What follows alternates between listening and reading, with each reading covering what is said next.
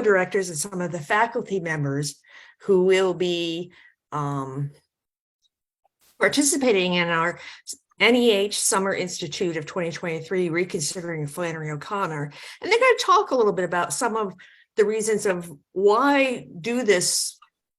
This is kind of our third reconsideration of Flannery O'Connor, and what's the importance of that and how that can work. I want to urge you all to stay tuned. You will be getting a schedule for next semester very soon, and it should be as equally interesting in terms of what we're going to talk about. So with that thought, I will turn it over to Bruce. Okay. So we wanted to try it again. We're doing the Summer Institute in June of 2023, 4 weeks in Milledgeville. Applications are being accepted, I guess, anytime, but the real important date is March 3rd. That's the firm deadline for applications for the Summer Institute. But thank you, Zoom. Thank you, live streaming on Facebook. I guess that's what it is. We will be making the Summer Institute events as available to the public as possible. And so you'll be receiving information about everything that you can join us for next June, coming up soon. Bob, what else do you want to add to that? Just these institutes are really career-shaping events. I'm very fortunate that I got to go to the first one in 2007 as a participant, and then I joined Bruce as a co-director in 2014 for the second one. And both for myself and for the people I've known who've been able to come, it has just had a tremendous impact upon their professional careers. And it's produced a lot of talk about Flannery O'Connor and a lot of scholarship, so that it really has kept her work alive in the academic world in a way that I don't think would have happened without the institutes. We've gotten more scholars really involved, and that's been really important. Okay, we're going to keep the chat open, and I will try to pay attention. I know Irene always pays attention to the chat function, but we're going to call on our 5 seminar leaders, lecturers, in alphabetical order, and we've asked them to talk about, for about 5 to 8 minutes about why Flannery O'Connor is important today and what sorts of things they think they will be doing in their seminars next June, and what they think they will be doing in the lectures that they'll be offering during the Summer Institute. Okay, so if we're ready to get things going, I will ask Thomas Haddix to unmute and tell us all about it. Hi, everyone. I'm very happy to be here tonight and to speak about O'Connor. I have prepared some remarks to read because, as many of my students will tell you, if I begin something like this by just talking extemporaneously, my thoughts will go off in all kinds of directions. So, in order to maintain focus, I'll read something, and then I'd be happy to answer questions later after everyone has gone. So without further ado, why Flannery O'Connor now? I'm tempted to reply for the same reasons that people have always appreciated her, because her intellect is finely honed, her humor uproarious, her insight into human character withering, and her fiction unforgettable. But if we are seeking to find an urgent point of reference for contemporary discussions about her, I'd begin with the observation that we're living in what Sam Criss has called an age of ambient unwellness, perhaps especially here in the US. There are, of course, the obvious threat of COVID-19 and the continuing risk of other pandemics, but there are also the ongoing harms produced by depression, anxiety, obesity, drug abuse, environmental contamination, and chronic illness, all of which have contributed to what the media has taken to calling deaths of despair. O'Connor was intimately acquainted, of course, with personal unwellness. One of the most frequently quoted lines from her letters is her claim that she had never been anywhere but sick. Scholars who have taken a cue from the statement have tended to follow one of two paths. The first is the one that O'Connor, as a Roman Catholic Christian, encouraged, an inquiry into the spiritual dimension and implications of suffering, in which illness and disability are seen as universal, a mark of human fallenness, and a sign of our need for redemption. The second, which has emerged more recently, is the lens afforded by the field of disability studies. I regard both approaches as productive, and in my own activities during this NEH seminar, I'm going to draw upon many of their key insights. But I'm also aware of the obstacles that they present. The first approach will not be immediately intuitive to people who do not already share O'Connor's Christian faith, while the second has sometimes proven an awkward fit for O'Connor because of what Bruce Henderson accurately calls its identity politics-based scholarship. My own approach in Milledgeville will be to put O'Connor's reflections on illness and disability and her portrayal of them in fiction into dialogue with the social theory of Michel Foucault and Giorgio Agamben. O'Connor's work has what Foucault would call a biopolitical dimension. According to Foucault and Agamben, governments, corporations, and other large institutions have increasingly adopted medical and legal rationales for the management and control of large human populations. In the US, we haven't seen anything so draconian as, for instance, the assigning of a social credit score to citizens, or the outright pathologizing of political dissent, let alone the relegation of entire groups of people to what the Nazis called life unworthy of life. Even so, the ongoing medicalization of human life and the politicization of medicine are also causes for grave concern. Such processes, I would argue, drift too readily toward the reduction of human beings to what Agamben calls bare life, and that is precisely the condition under which we might expect ambient unwellness and deaths of despair. O'Connor adds a lot to this discussion, I think, because she shows how such reductions come not only from the top-down efforts of large institutions, but also from the everyday discourses and interactions of human beings trying to navigate a fearful world. I want to talk in Milledgeville about a number of works by O'Connor, both her fiction and her nonfiction, but I want to focus primarily on The Violent Bear It Away, and to see how O'Connor might speak to us today about the trade-offs between security and risk, health and freedom, social responsibility, and the free exercise of will. And that's all I got. Okay, thank you very much. Now let's see if I can remember what alphabetical order is. Okay, Christina, your last name is Lake, so we're Very good. Well, Thomas and I are the same week, which is fitting because we have very similar approaches. And I think the first thing I want to say is that the best thing about this whole time is the porch sitting that goes on afterwards. So that's what I'm most looking forward to. This is a part of a larger project that I'm working on that I'm calling Reading Literature for Spiritual Transformation. And I'm not talking about conversion per se, but rather the ability to change one's mind about something, anything, especially another person that you see as wrong at best or evil at worst, as a typical problem that we're having right now in this country that we need to be displaced from. So my focus on my public lecture is going to be on the displaced person as an invitation for us to look within and see the ways in which we are being led by having a small and fearful soul, the pusilla anima, and instead of having a large and generous soul, the magna anima, and to accept that invitation from Flannery O'Connor as a way to look within at this particular moment in time in our country, I think is really important.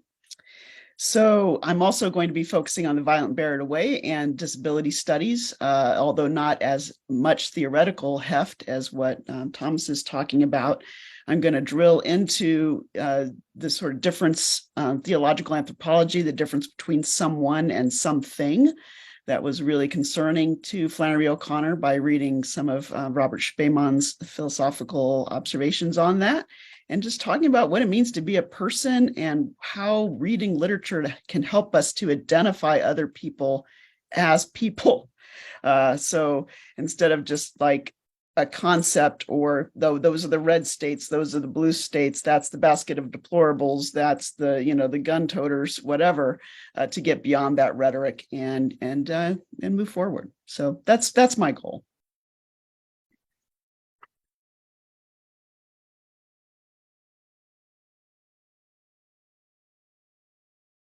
Excuse me, I muted myself. Now I'm unmuted. Next up is John Lowe. Thank you very much. Unmute.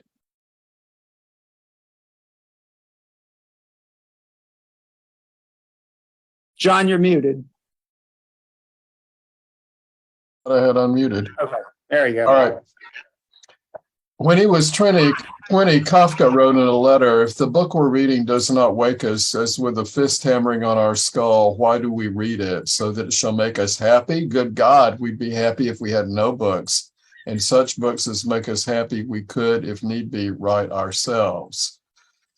We must have books that come upon us like ill fortune and distress us deeply, like the death of one we love better than ourselves, like suicide. A book must be an ice axe to break the sea frozen inside us.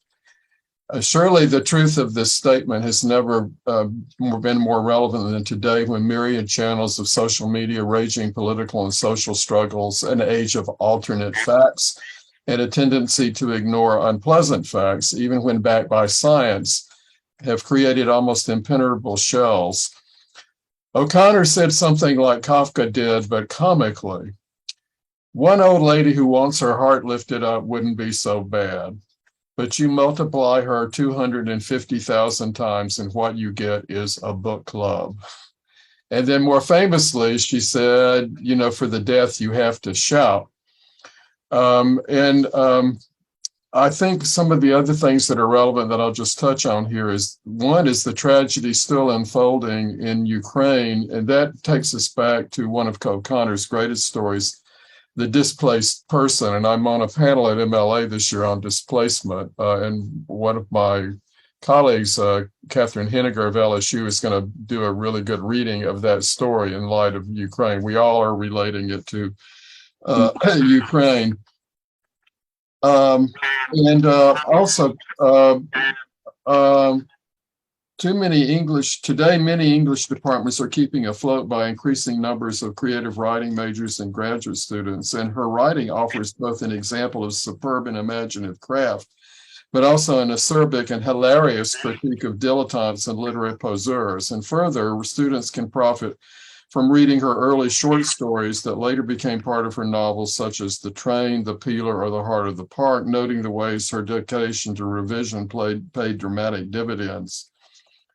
Also, a key source of her narrative power comes from exposing hypocrisy, usually phony moral stances. And that leads me to a little blurb about what I'll be doing, because I'm a kind of a specialist on humor. I've written quite a number of essays and a couple of books on humor, and I'll be using a lot of humor theory because O'Connor's strongly spiritual view of the world included a definite comic streak.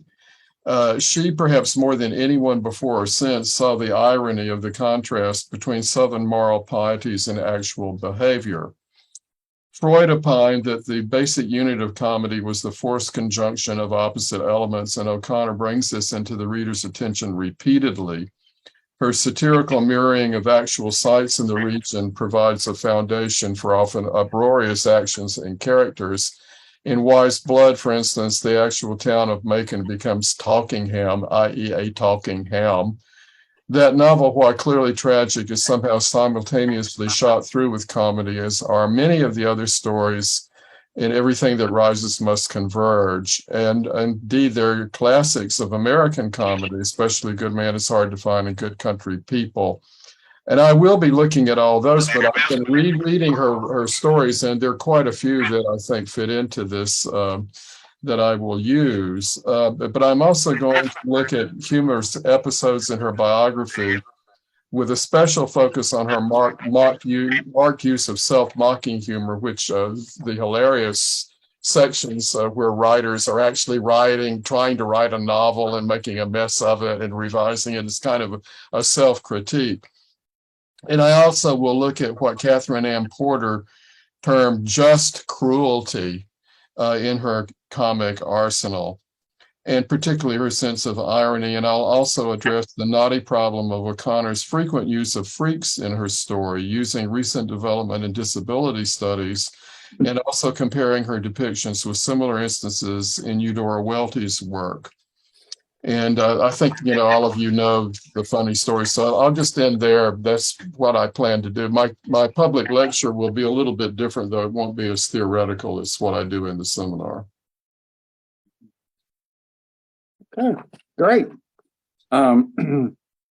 Next up, we'll call on Farrell O'Gorman. Unmute yourself. Thank you, Bruce, Bob, and Irene, and everybody who's involved in organizing this. I'm really happy to be participating in this. Got to do it back in 2007. Seems like a long time ago, but looking forward to doing it again. So the question of why do I think O'Connor is important today? I'm going to start with the general observation that in large part for the reason she's always been important. She brilliantly smashes idols that we Americans hold all too dear. Those idols include fantasies of radical self-reliance, endless mobility, endless self-invention and reinvention, and perhaps most of all, our insistent sense of our own innocence and of the guilt of others. But she's not only an idol smasher. In place of these idols, O'Connor shows us glimpses of a God who is at once ever present in the country around us, and yet at the same time foreign, stepping out of the dark and inviting us into it. Of course, she does all this with relentless humor, searing action and imagery, unforgettable dialogue, and with, to use her own word, narrative zest. It occurs to me that in addressing this question of why she's important today, there are many artists of all sorts who I think constantly pay homage to her. There's a sense in which I don't think she's ever become irrelevant. So I'm not an expert on pop culture. I don't investigate pop culture from a scholarly perspective, but I'm constantly struck by how without even looking for it, I'm just become aware of movies where O'Connor is being paid attention to. So I'm thinking in particular, Paul Schrader's 2017 film, First Reformed, if you've seen that, some of the movies of the McDonough brothers, Martin McDonough, and also his older brother, John Michael. These are some of the recent examples, right? So I don't think that all of these filmmakers necessarily get everything about O'Connor, but I do think they're attracted to her marriage of shock, violence, humor, and at least the possibility of grace or moral transformation. I'd also like to say that insofar as there is an active Catholic literary milieu in the United States right now, O'Connor remains its patron saint. The poet and former chairman of the National Endowment for the Arts, Dana Gioia, has since 2015 convened a biennial conference on the future of the Catholic literary imagination. I've attended 2 of these conferences, and I can assure you that there are a healthy variety of views on the present and future of the Catholic literary imagination that are being expressed there. But virtually everyone assumes that you can't talk about the Catholic literary imagination in the United States without talking about one past writer in particular, and that's O'Connor. And this includes contemporary writers as different from one another as the essayist Richard Rodriguez, the short story writer Tobias Wolff, the novelist Alice McDermott, the poet Angela Alimo O'Donnell, and Dana Gioia himself. Turning to my seminars, the short answer in describing what we're going to talk about in my seminars, we're going to juxtapose O'Connor with first Nathaniel Hawthorne and then Catherine Ann Porter, with a particular focus on the topic of Catholic women in American literature and some particular attention to the Gothic in this regard. My interest in this topic stems in part from my earlier work on how fears of Catholicism shaped early American Gothic fiction and how O'Connor and other Catholic writers eventually transformed this. Hawthorne fits into this pattern, particularly the way in which Catholicism in his fiction is often associated with a femininity that, at least initially, appears as frightening or destabilizing.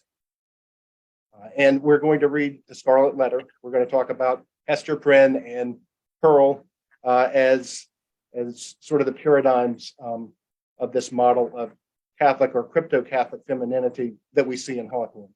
And as I think we all know, O'Connor said Hawthorne was the American writer with whom she felt the greatest kinship. And there's certainly been a good bit of scholarship done on O'Connor and Hawthorne, but I don't think in quite the way that we're going to try and explore this topic here. So we'll be in my first seminar, we'll be looking at the Scarlet Letter and 4 or 5 O'Connor stories. We'll also be looking at the essays where she talks about Hawthorne. So Introduction to a Memoir of Mary Ann, some aspects of the grotesque in Southern fiction. But then the second seminar, my current interests are focused more on American women writing Catholicism. So I'm going to give you some names: Kate Chopin, Willa Cather, Catherine Ann Porter, Flannery O'Connor, Louise Erdrich, Toni Morrison, all in one way or another writing Catholicism. And I think that these women are to varying degrees aware of and interested in the association of Catholicism and the feminine in a Gothic mode in American literature that preceded many of them. But why Porter? Why am I going to focus on Porter for my seminar? Well, she was a Southerner with roots in Bible Belt Protestantism before becoming a convert to Catholicism. She was a modernist, just one generation older than O'Connor, and of course O'Connor knew her work. And we're going to focus in particular on Porter's 1939 book, Pale Horse, Pale Rider, which is arguably her masterpiece, featuring 3 long stories. 2 of them feature her pseudo-autobiographical protagonist, Miranda. And those stories add up to a portrait of the artist as a young Catholic woman, entrapped first in a difficult family and then in a sickly body. Placed strangely between these 2 stories is Noon Wine, which is set on a farm in rural Texas and which has many parallels to The Displaced Person. You haven't read it before. So Porter knew and sometimes wrote relation to gender and Catholicism just as surely as Hawthorne did. But as a 20th century woman and a Catholic convert from the Bible Belt, she makes for a more direct point of comparison and contrast with O'Connor. So I think in my seminars, we're going to be reading a lot of primary sources, O'Connor herself and the works from Hawthorne and Porter. But I've got some selected secondary sources that we'll be looking at as well to help us to contextualize all this. My lecture will be tangentially related. It'll be related to my seminars in a number of ways. I plan to focus primarily on O'Connor's relationship to Rose Hawthorne Lethbridge. So this is Nathaniel Hawthorne's daughter, who I would guess if many of you on this Zoom have heard of her before, it's because you've read Introduction to a Memoir of Mary Ann, right, where O'Connor actually talks about Rose Hawthorne. So for the past couple of years, I've been doing research on Rose Hawthorne. I was able to travel to her archives in New York about a year ago, and so I've learned a lot more about her. And I think that juxtaposing Hawthorne and juxtaposing Rose Hawthorne and O'Connor can teach us quite a few things.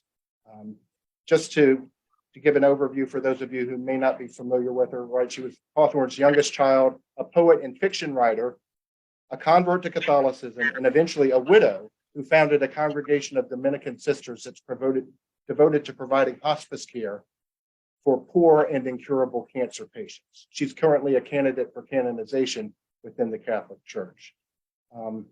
So we've mentioned O'Connor's essay, Introduction to a Memoir of Mary Ann, but as early as 1956, in a letter to Betty Hester, O'Connor mentions Rose Hawthorne and the sisters that she has organized to do the work that she does, and says, "I have more admiration for them than any other order I know," which is a pretty remarkable statement for as devout a Catholic as O'Connor.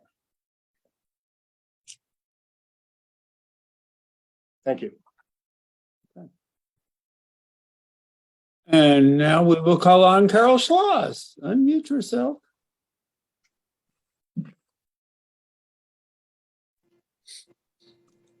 Well, I'm going to speak extemporaneously. I don't have a prepared statement. I'm in the midst of work that I'm going to share when I come to Milledgeville.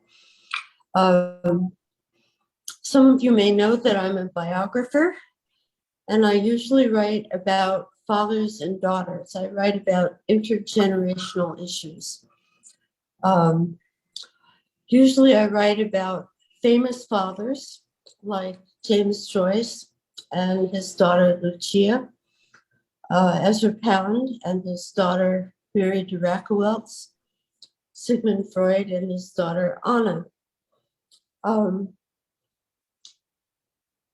Bruce put an idea in my head to write about intergenerational issues again, but this time writing about a mother and daughter. And so I'm engaged on a project called Flannery and Regina, the Andalusia Chronicles. And I'm asking questions about how Flannery and Regina lived together on the farm. And I'm grounding this in very pragmatic research. What was Regina doing? Who was Regina? What did it mean to run a dairy farm? What did it mean to be a woman of Regina's generation in the South? How was it different for Flannery O'Connor to be the daughter of such a person? And how are these issues reflected in O'Connor's fiction as she creates images of families? So I'm looking for the hidden voice, and I've been snooping around, finding all kinds of sources at Emory, speculating, and I haven't yet prepared a formal speech, but I'm intent on uncovering a hidden voice that I think is just absolutely central to understanding who O'Connor was. It's such a basic relationship, and it seems to me that it's been hidden in plain sight, and no one has addressed it yet. So I'm going out into the field, so to speak, and bringing back everything I can find out about O'Connor and her mother as a kind of ecosystem. How did they work together on the farm? How did O'Connor's mother get transcribed into O'Connor's fiction? What does it tell us about two generations of women in the South? So I'll be extrapolating from that as a base. Thanks. Thank you. So there you have, introductions to some of what will be going on next June. And I guess our next step is to say, is to ask the audience, the visitors, for questions for our seminar leaders. And I suppose it's possible to ask a question about the Institute, although we'll probably say, we're working on that and we'll get back to you. There are ways to contact us with specific questions about this and that and the other. But let's pause and ask people to think of questions for our seminar leaders. I'll start if I can, Bruce. John, the topic of humor in Flannery O'Connor is one that just has always fascinated me, and I'm really wondering. We still find her funny, I can still find Robert Benchley funny. I can still find her funny. A lot of humorists lose their currency, and how does the humor stay lively in a way that it for others it doesn't? I mean, you know, some of the people she claims is her background in humor are not funny at all to a 21st century eye. So what would be your answer or your suggestions about ways to think about that? And you probably need to unmute too, so.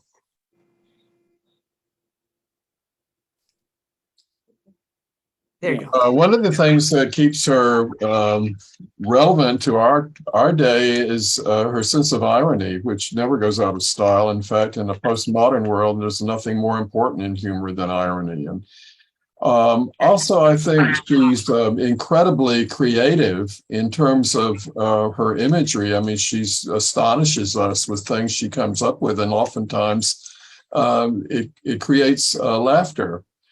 And she likes jokes and people making fun of each other. And there are so many comic dialogues. I mean, she's a master at dialogue. And not only that, she's a master of dialect. And our students are very impatient with dialect, but that used to be, especially in the 19th century, a great source of enjoyment. I mean, people like to figure it out and decode it. And there's a thing called eye comedy, even the way it appeared on the page. And I think she's very inventive, and the things she comes up with have not been dated in many ways. Now, there are exceptions, I think. I'm sure we'd all agree there are problems with her depiction of African Americans. And some of the things that she uses to comic effect there are not what we would approve of today. And that's going to take a little work in the classroom, like it does with so many other figures, like Faulkner, for instance, to show the context of the times and so forth. But I think she's someone who also knows how to use humor as the Greeks did, as a kind of complement to tragedy. I mean, there was always a satyr play when Sophocles or Euripides put on a tragedy, and she understands the vital, inescapable role of humor in everything we do, which I think is not always true with a lot of writers. And my students always laugh hilariously, almost all of her stories, even the tragic ones. I mean, what's funnier than A Good Man Is Hard to Find, but it ends so terribly with bodies all over the stage, So that's a short answer to a great question. Thank you. Monica. Hey, so I really enjoyed hearing all of y'all talk, and I'll probably be emailing a couple of y'all with some more questions. But something that I think is interesting is hearing all of y'all talk. It sounds like the displaced person and the violent buried away are going to be kind of central to this institute. So I'd kind of like to ask all of y'all, but especially those of you who mentioned those specifically, what happens, or what do you think is going to happen when we put the violent buried away and the displaced person in conversation, especially those two things together? That's a really interesting question. I guess I would start by saying I want to focus a lot on the violent buried away because that is a gap in my own work on O'Connor. I've never written on it. I'm not sure that I've ever actually taught it either. And it seems like a big omission, and it works so well for the particular project that I want to do. I think that the interest to me about a dialogue between the displaced person and the violent buried away has to do with the fact that what I want to talk about is there are so many ways that structures of various kinds, as soon as people get them in their heads, can be used to divide in ways that are horribly there was a reason I mentioned the Nazis. I think it does end up in a kind of wholesale dehumanization. And of course, in the displaced person, you have overt references to the Holocaust. I think that one of the things that O'Connor was onto is you have some very dramatic examples of this that everyone can see immediately. You also have very subtle examples of this that are harder to pick up on and that might be more insidious. I didn't mention this in my talk, but I also want to talk about the comforts of home. Again, I think this is one of the texts by O'Connor that is a little bit less appreciated. I like it very much. I admire the humor in it, to connect to what John was just saying a little while ago. But I also think there are ways that the character of Sarah in that text can plug into some of the things I'm talking about here. So. I really love that question, Monica. It's good to see you. There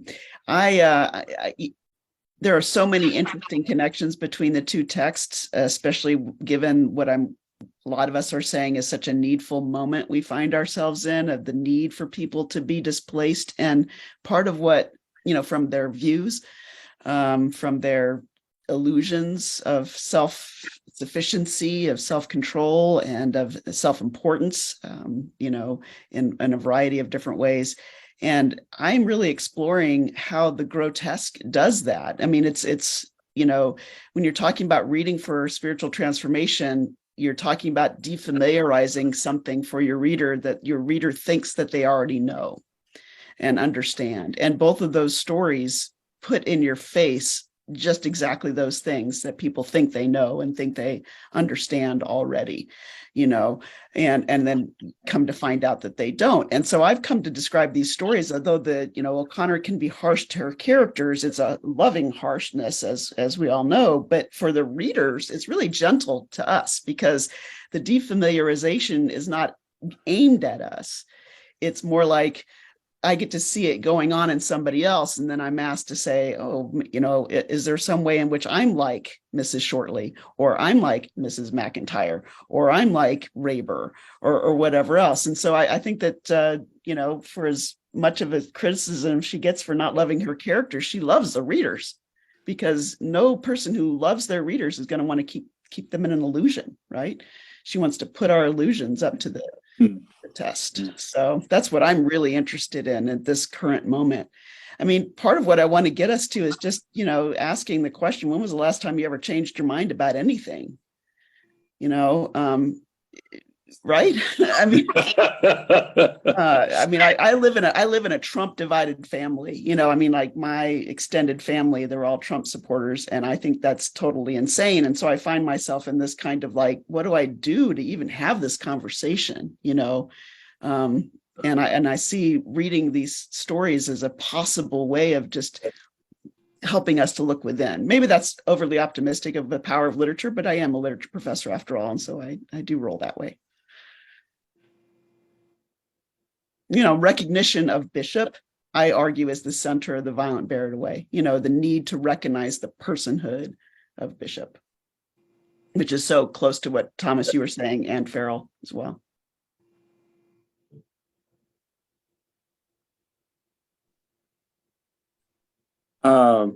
One of the things that NEH has always said was a big part of the institute, was that the people who attend should feel like they're better teachers after it's over.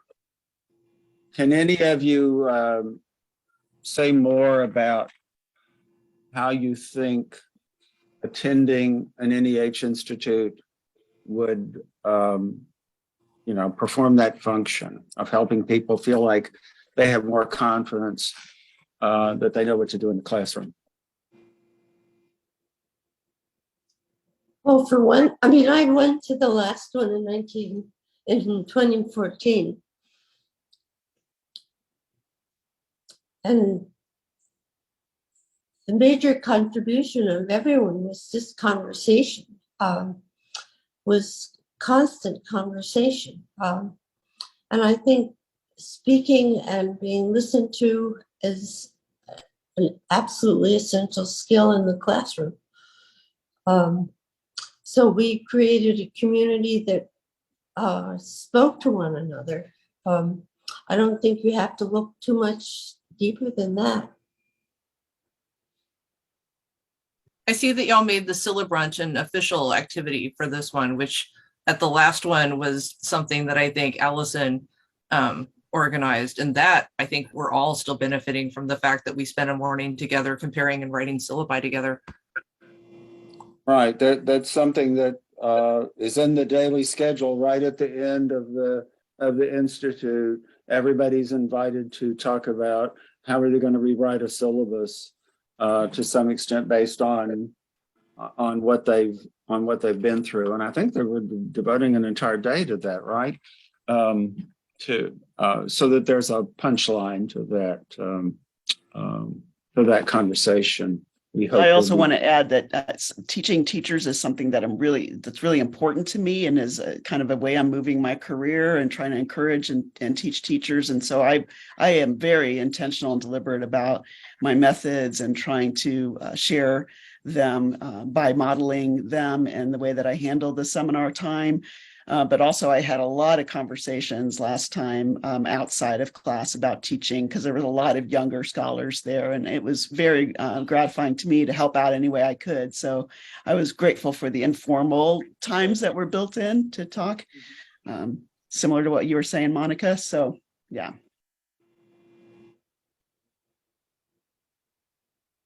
I'll just mention that I teach at a small liberal arts college. O'Connor at different sorts of courses, and one of the things that I'll be explicitly addressing in my seminars, just different ways to work O'Connor into your American Lit syllabus, long from the beginnings up until the present, or 20th century. That's certainly something I'm interested in addressing. I mean, I think the challenging thing, the conversations that take place, thinking back to my experience in 2007, the conversations that take place in the seminars themselves are great. The challenge is going from that back to your regular classroom where you've got students who are not at not operating at the same level of interest automatically that anyone who's going to be at the Summer Institute will be. But great.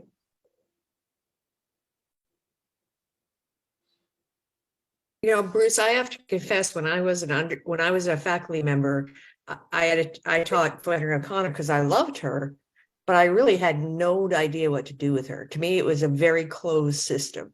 It was like reading Virginia Woolf to the Lighthouse or something, saying, "See, this is here, and I'm not going to talk about it because that ruins it." And it was very difficult to do good teaching, or what seemed to be interactive teaching, at least, with it. So I appreciate that people are willing to approach this.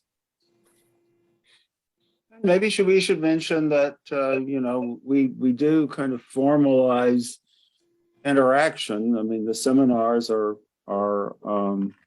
substantially discussion, and then we have the ability of every participant to sign up for a half-hour conference with seminar leaders to chat, and the directors to chat about the central project that participant is working on for the month. And then there's hanging out in front of the dorm late into the night.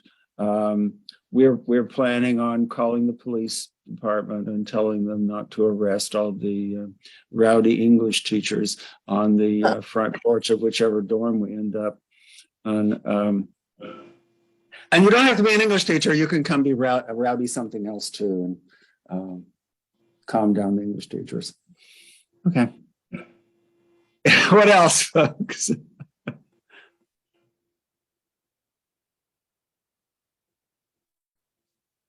I'm just curious, Allison. do any of you have any ideas about how you're going to encourage students to use their time in the O'Connor collection?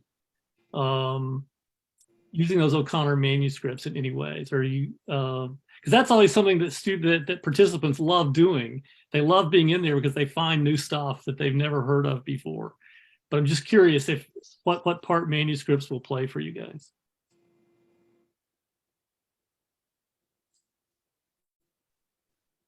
That would be very useful. We made up a list of projects we thought somebody could make a good start on in a week's time, but it would be great if seminar leaders could talk about specific parts of the O'Connor collection that folks might want to spend some time on.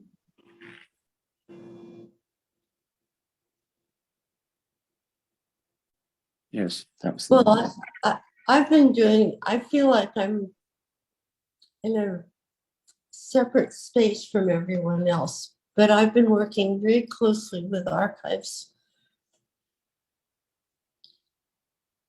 But I've been looking at things like wills and understanding what property meant and understanding what place means to the O'Connor Klein family.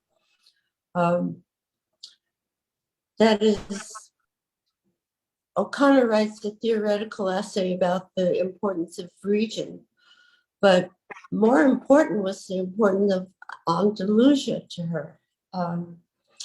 And there's all of that to be explored. I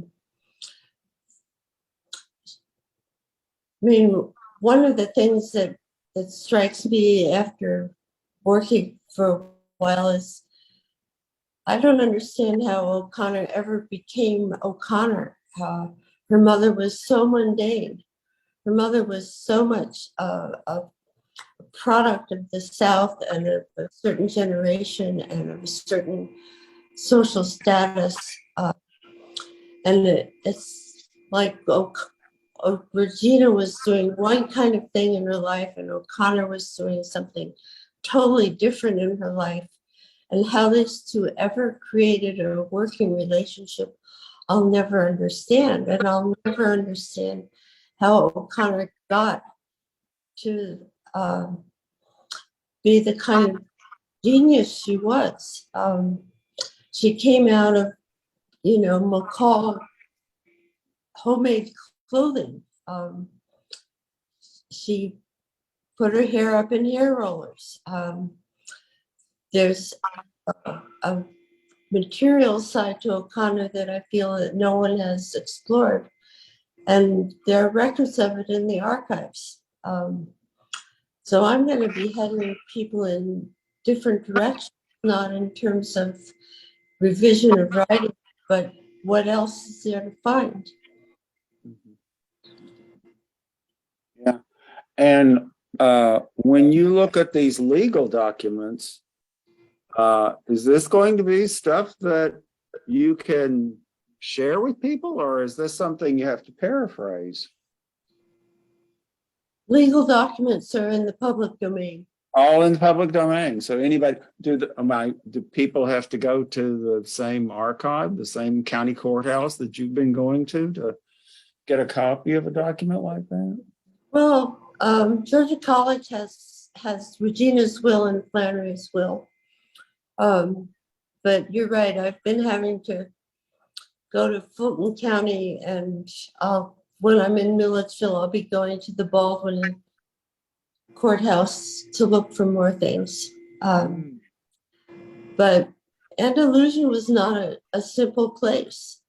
And we're going to be there on site. So there's a lot to be understood about the world that O'Connor lived in.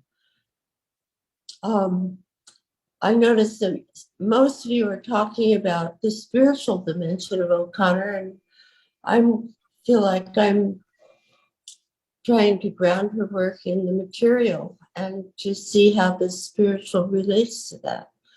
But I feel that we can't really know O'Connor unless we know where she went to bed at night and what she had for breakfast, that kind of very mundane practice of everyday life, which one can theorize. Chris, by June, what will the visitor center status be like? I know that they have records there, and isn't there a display on right now that is like farm records and things like that at Andalusia? So by June, will they have material available for researchers? Everything will be done. Everything will be ready to go by June. There are going to be no more delays. Plenty of money to throw at projects. We hope that I've been working. the interpretive center will be open by June. Yeah. Yes. Right. No, I've been working with those archives quite intimately. So I can direct the students to what's there. Mhm. Right. This has nothing to do with the collection, but to sweeten the pot, I can tell you what I know about Ethan Hawke's new project on biopic on Flannery O'Connor since I got to meet him in New York. What a fun time that was. So Hawk. Yes. yeah, he and his co-writer are writing a biopic, and Maya Hawke is going to play Flannery right up to the time of her diagnosis. It's very exciting. Mm-hmm. So. Okay. They hope to start filming. Say again. Start filming. I still didn't hear the question. Yeah. Was the question, when are you going to start filming? Yeah. Oh, I don't know when they're starting filming. They're still working on the script.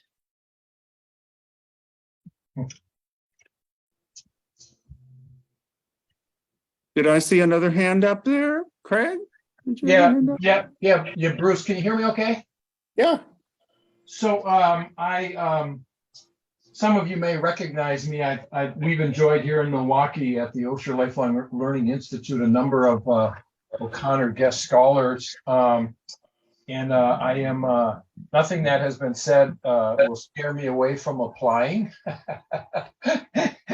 Despite the fact that I was put on my heels, one of the first thing that I think Tom said was it's career shaping. Well, as a 73-year-old lay academic, as I've been called, I don't have a lot of career left, but we've had a lot of fun and a lot of substantial discussions about all of Flannery O'Connor's fiction over the last 3 years. It started here in Milwaukee in the fall of 2019, and we cycled through all of her short stories and both of her novels, much of the conversation guided by guest scholars who have zoomed in to share their perspective on a given story. Monica was one of those. Bruce, I think, has appeared 3 times, if I'm not mistaken.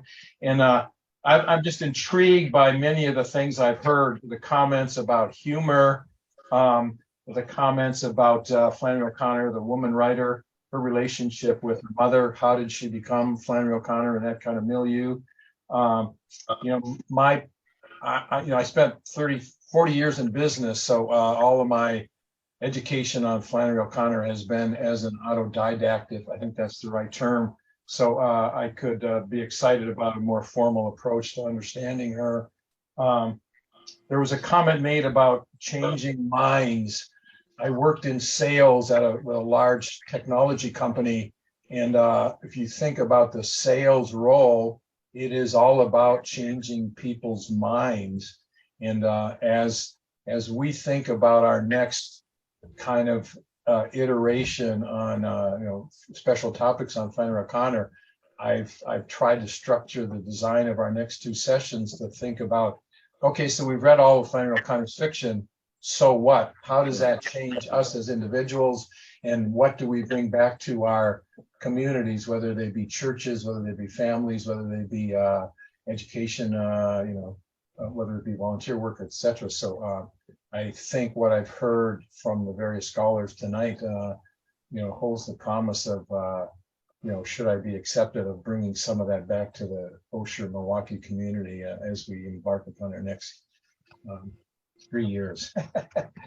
To me, that's right there. That's the gold standard, Craig. It's good to meet you because it's like there's a difference between writing an essay about the importance of recognizing disabled persons and writing a story like The Violent Buried Away that sticks in your mind and expands. As she said, the story isn't a story until it hangs on and expands in your mind, So that's definitely going to be a part of what I'm hoping to talk about, the difference. Well, we just had a session yesterday with Hank Edmondson. It had gotten delayed because of his bout with COVID and some of the flu effects there at Mooresville. And so what attracted me to Hank was his book on the political companion of Flannery O'Connor. And so he introduced us to what he's working on in his next iteration. But we're happy to have invited and gotten acceptances from a number of people who wrote essays in his book to join us in the spring and in the fall. And so we're hoping that some of the folks on this call might join us for a discussion, whether I'm at the Summer Institute or not, for some of our upcoming discussions we're hoping to have. So it's wonderful to hear everything that's going on in what I call Flannery world. Bruce, I've been thinking about your question about how to use the archive. And one of the things that came to mind is that when I first visited the archive at Milledgeville, I was blown away by the many, many drafts of The Violent Buried Away and how much stuff in there was not used in the novel originally, including long sections that featured the Misfit, where he's the leader of this sort of secret society trying to get young boys in the city up to no good, or the manuscripts of Wise Blood in which Ruby from Stroke of Good Fortune appears. And one of the things that I've always thought about is if any of the people who show up for the Institute are also creative writers or teachers of creative writing, I think that O'Connor is wonderful in showing that anything is potentially usable. You may not have the right place for it right away, but don't let go of it. You will find some place that it can turn up eventually. The problem, of course, is that I imagine a lot of this stuff can't be quoted directly. But I think that there's a lesson there all the same, and I think that it's just fun to poke around and see what sort of lessons you can take away from her just from a strictly craft point of view. I think we can have a team of people getting introduced to manuscripts of The Violent Buried Away each week. That a group of people is going to the collection. There's a lot there to puzzle over. Well, before we run out of time altogether, I want to say I thank you all for showing us that this is worth doing. And Sarah Gordon used to like to tell the story about how the days when people at Georgia College thought that they could shut down the bulletin because everything that needed to be said about Flannery O'Connor had been said. So we could just wrap it up and move on to something else. And, you have demonstrated that in some ways we are at square one with, figuring out this Flannery O'Connor person. Yes, Irene, you were about to. I was about to say, probably time to wrap it up a little. Yes, to declare victory and move on. Thank you, everyone, for attending. Any final words from anybody? Thank you very much. All right. Great to meet you all. Take care, everyone. Have a wonderful holiday.